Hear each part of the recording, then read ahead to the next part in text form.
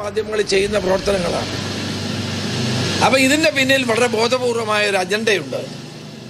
കേരളത്തിൻ്റെ മുഖ്യമന്ത്രിക്കെതിരെ ഇനി ആരും സംസാരിക്കരുത്, പോസ്റ്റ് ഇടരുത്. മുഖ്യമന്ത്രി ഉണ്ണികൃഷ്ണൻ പോറ്റിയുമായി ചേർന്ന ഒരു ഫംഗ്ഷനിൽ നിൽക്കുന്ന ഫോട്ടോ അവർ തന്നെ പുറത്തുവിട്ടില്ലേ? ഇദ്ദേഹം ആരാണ് ഇത്രയും വലിയൊരു മുഖ്യമന്ത്രി പോകേണ്ട ഒരു ചടങ്ങിൽ പങ്കെടുക്കേണ്ട വ്യക്തി ആണോ ഉണ്ണികൃഷ്ണൻ പോറ്റി? അദ്ദേഹവുമായിട്ട് മുഖ്യമന്ത്രിക്ക് ബന്ധമുള്ളത് കൊണ്ടല്ലേ ആ പരിപാടിക്ക് പോയത്? ഉണ്ണികൃഷ്ണൻ പോറ്റി മുഖ്യമന്ത്രിയുടെ കയ്യിലേക്ക് ആംബുലൻസിന്റെ താക്കോൽ കൊടുക്കുന്നതല്ലേ നമ്മൾ കണ്ടത്? സോണിയാഗാന്ധിയെ കണ്ടത് മാത്രമേ മുഖ്യമന്ത്രിക്ക് ഓർമ്മയുള്ളൂ. ഇത് ഓർമ്മയില്ലേ? കടകംപള്ളി സുരേന്ദ്രനോടൊപ്പം ഉണ്ണികൃഷ്ണൻ പോറ്റി നിൽക്കുന്നത് മുഖ്യമന്ത്രിക്ക് ഓർമ്മയില്ലേ? അപ്പോൾ ഇത് രാഷ്ട്രീയമായ വൈരാഗ്യം തീർക്കലാണ് സുബ്രഹ്മണ്യനെതിരെയുള്ള ഈ കേസും പോലീസ് നടപടിയും. അത്തരം പോലീസ് നടപടികൾ എടുത്തത് കൊണ്ടൊന്നും കോൺഗ്രസ് പ്രവർത്തകരുടെ UDF പ്രവർത്തകരുടെ വാമൂടിക്കെട്ടാൻ സാധ്യമല്ല. ഞങ്ങൾ ശക്തമായി തന്നെ പ്രതികരിക്കും. ജനങ്ങൾ പാഠം പഠിപ്പിച്ചിട്ടും മുഖ്യമന്ത്രിക്ക് ഇത് മനസ്സിലാവുന്നില്ല. അതാണ് ഏറ്റവും വലിയ പ്രശ്നം. എങ്കിൽ പോലും ഒരു ചിത്രം വ്യാജമാണെന്ന് ഒരു തുറന്ന സമ്മതിക്കൽ കൂടിയായി മാറില്ലേ? കാരണം KPCC ഒരു രാഷ്ട്രീയകാര്യ സമിതി അംഗമാണ്. കുറച്ചുകൂടി ജാഗ്രതയോടുകൂടി, കാരണം ഈ ചിത്രം യഥാർത്ഥ ചിത്രം ഉള്ളപ്പോൾ ഇങ്ങനൊരു ചിത്രത്തിനെ ആശ്രയിക്കേണ്ടി വരുന്നു. അല്ല, രാജീവ് ചന്ദ്രശേഖർ അദ്ദേഹം തന്നെ പറഞ്ഞല്ലോ. രാജീവ് ചന്ദ്രശേഖർ ഒരു മാസം മുമ്പ് തൻ്റെ ഫേസ്ബുക്ക് പോസ്റ്റ് ഇട്ട ഒരു ചിത്രം അദ്ദേഹം അവിടെ ഇട്ടു എന്ന് മാത്രമേ ഉള്ളൂ. എന്നെ പിന്നെ രാജീവ് ചന്ദ്രശേഖരുടെ പേര് കേസെടുക്കാത്ത എന്താ? അത് BJP CPM തമ്മിലുള്ള കൂട്ടുകെട്ടും അന്തർധാരയും വ്യക്തമായതുകൊണ്ടാണ് ആ കേസ് അവിടെ കേസെടുക്കാഞ്ഞത്. എടുത്തോട്ടെ, കേസ് ജയിലിലിട്ടോട്ടെ, അതൊന്നും ഇവിടെ ഒരു വിഷയമല്ല. രാഷ്ട്രീയമായി തന്നെ നേരിടും, നിയമപരമായി നേരിടും. ഒരു സംശയവും ഈ കാര്യത്തിൽ വേണ്ട. ഇതുകൊണ്ടൊന്നും കോൺഗ്രസിൻ്റെയോ UDF പ്രവർത്തകരെയോ നിശബ്ദരാക്കി കളയാം എന്നുള്ള തെറ്റിദ്ധാരണയൊന്നും മുഖ്യമന്ത്രിക്ക് വേണ്ട.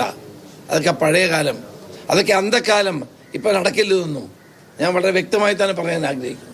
ഈ മുതിർന്ന നേതാക്കൾ തന്നെ ഇത്തരം ചിത്രങ്ങൾ പങ്കുവെക്കുന്നതിന് അങ്ങ് ന്യായീകരിക്കുകയാണ് ചെയ്യുന്നത്. അത് നിയമപരമായ നടപടികൾ എന്തെങ്കിലും ചെയ്യണമെങ്കിൽ ചെയ്തോട്ടെ. ഞങ്ങളാരും ന്യായീകരിക്കുന്നില്ല. ഇവിടെ ഏറ്റവും കൂടുതൽ ഞങ്ങളെയൊക്കെ അപമാനിക്കുകയും ഞങ്ങൾക്കെതിരെ വാർത്തകൾ കൊടുക്കുകയും ചെയ്യുന്നത് ആരാണ്? ഞങ്ങളുടെ ചിത്രങ്ങൾ മോർഫ് ചെയ്യുന്ന ആരാണ്? AI ഉപയോഗിച്ചുകൊണ്ട് കൊടുക്കുന്ന ആരാണ്? CPMന്റെ സൈബർ സഖാക്കളല്ലേ? CPMന്റെ സൈബർ സഖാക്കളാണ് ഏറ്റവും കൂടുതൽ ഞങ്ങളുടെയൊക്കെ ചിത്രങ്ങൾ AI ഉപയോഗിച്ചുകൊണ്ട് വളരെ തെറ്റായ നിലയിൽ പ്രചരിപ്പിച്ചുകൊണ്ടിരിക്കുന്നത്.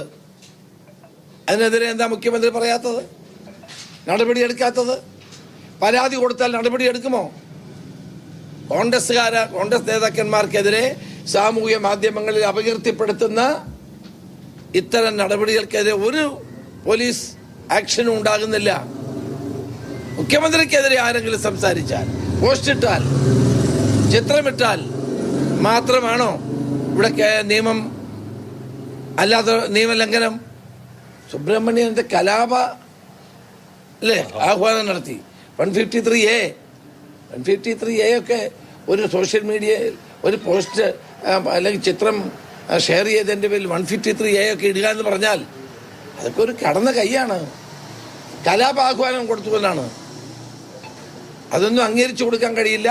നിയമപരമായും രാഷ്ട്രീയമായും ഞങ്ങളിതിനെ നേരിടും. ഇത് വളരെ ഗുരുതര സ്വഭാവത്തിലുള്ള ഒരു സൈബർ കുറ്റകൃത്യമാണ്. അതിനെ അങ്ങ് സാമാന്യവൽക്കരിക്കുകയാണ് ചെയ്യുന്നത്. അതായത് അങ്ങ് തന്നെ നേരത്തെ പറയുന്നത് ഇത്തരം ആളുകൾ ഈ സൈബർ ഇടങ്ങളിൽ ഇതൊക്കെ ചെയ്യാറുണ്ട്, തങ്ങൾക്കെതിരെയും മോർഫ് ചെയ്ത ചിത്രങ്ങളുണ്ട്, തങ്ങളൊക്കെ പരാതി കൊടുക്കുകയാണോ? ഇതൊക്കെ സാധാരണ സംഭവിക്കുന്നതല്ലേ എന്നാണ് ചോദിക്കുന്നത്. അതൊരു ശരിയായ രീതി അങ്ങനെയല്ല.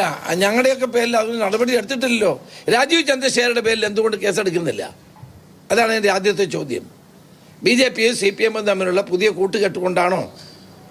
പഞ്ചായത്ത് തെരഞ്ഞെടുപ്പിൽ കൂട്ടുകെട്ടുണ്ടായിരുന്നു. കഴിഞ്ഞ കുറേ നാളുകളായി BJP CPMമായിട്ട് അന്തർധാരയാണ്. ഗവർണർ മുഖ്യമന്ത്രിയുമായിട്ടുള്ള കൂടിക്കാഴ്ചയ്ക്ക് ശേഷം എല്ലാ പ്രശ്നവും തീർന്നല്ലോ. കാരണം ഇത് അമിത്ഷാ പറഞ്ഞ ശേഷം അവർ തമ്മിൽ ധാരണയായി. ഇതാണ് കേരളത്തിൽ നടക്കുന്നത്. യൂണിവേഴ്സിറ്റിയിലെ എല്ലാ സമരങ്ങളും അവസാനിച്ചല്ലോ. കാരണം എന്താണ്? അമിത്ഷാ നിർദ്ദേശിച്ചു, ഗവർണർ അനുസരിച്ചു, മുഖ്യമന്ത്രി കീഴടങ്ങി. ഇതല്ലേ നമ്മൾ കണ്ടത്.